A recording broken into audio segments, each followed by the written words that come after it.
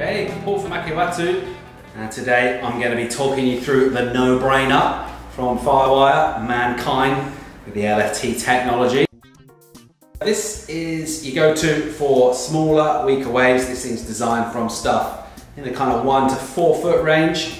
Your softer kind of waves that you need a little bit extra from your board to get going. So this is something of a step down, maybe not out and out groveler, but it's in that kind of range for small surf, small stuff. The first thing you're going to notice about this board overall is the fact that it's really, really flat. So if you could just see from the outline there, mega, mega flat. If you like flat boards, not too much rock up, you're going to be eating this thing up for breakfast, lunch and dinner. There's actually a little bit more rock up, kind of hidden in here than you first think from looking. We're going to get into that a little bit more.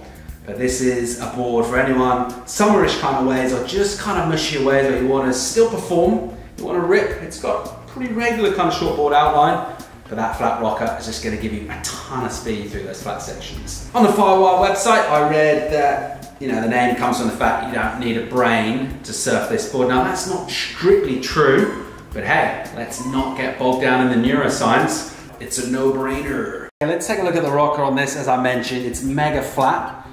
And this is the standard rocker that Mann puts through all his grovelers throughout his boards. This is a classic rocker template for him that he knows works really, really well in that kind of weaker surf.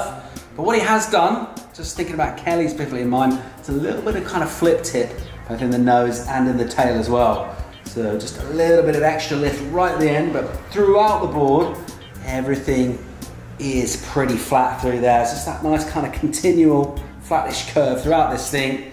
If you like flat boards, this one's going to feel super familiar under your feet. And just thinking about that outline, we've got that beautiful, well, kind of baby-ish swallow through there. There's something quite nice about that. It looks just about right to me, nothing too extreme. And overall, the outline of this board, it is a groveler, but it's coming in, pretty similar to more or less a standard kind of shortboard outline. This thing just wants to go. Obviously, we're going to talk about the technology as well, what this thing's made from, on epoxy now, so brings in a whole different set of things as well for you. Fins as well to talk about on what that's going to do in small ways.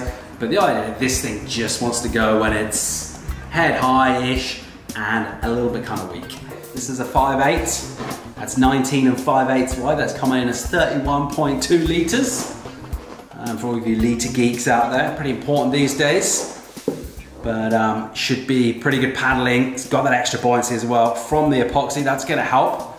Just think about those rails. It's a pretty full rail through here. That's a classic design for kind of a groveler, a board for mushy waves. You don't want anything with too much bite, so it's a fuller rail through here. There's a little bit of edge just in front of the fins, but overall it's a pretty full rail, and that's just going to carry that speed for you. You don't kind of want to cut in too much on those flat sections. It's just going to keep this thing absolutely motoring.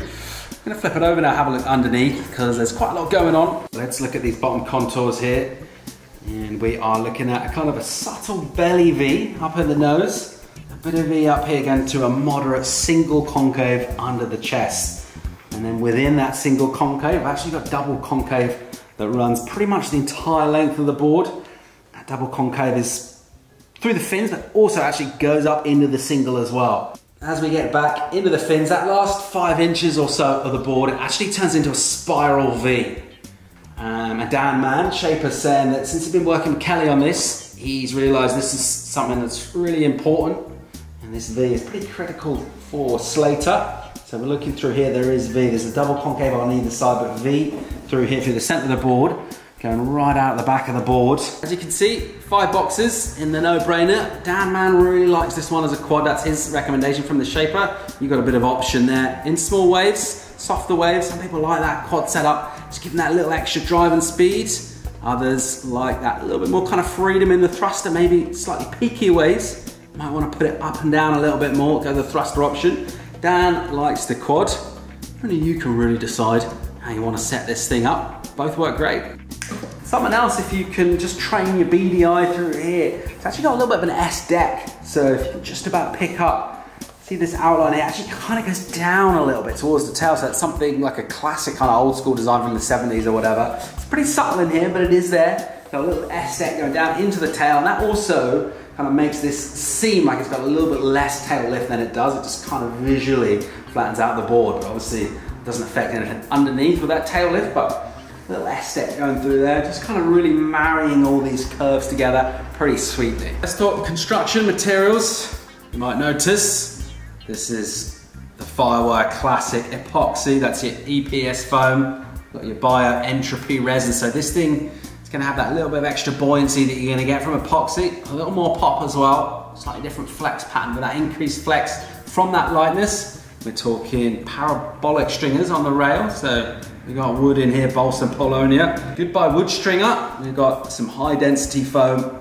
instead of that. Just controlling that flex. That's the linear flex technology, LFT. That's Firewire. They love a 3-letter acronym. If we flip it over, there's also a little bit of carbon reinforcement going in there as well, just stopping just in front of the fins. And that's just giving that a little bit of extra stiffness to the middle of the board, but still going to get flex at the extremities. Obviously, some boards you can order in epoxy or in PU. This one's designed specifically with these materials in mind, so that's all part of the kind of Firewire ethos, very much with the epoxy, and it works beautifully. Okay, it's going to wrap things up for our review of the No Brainer from Firewire Dan Mann. Wicked board for smaller, softer waves.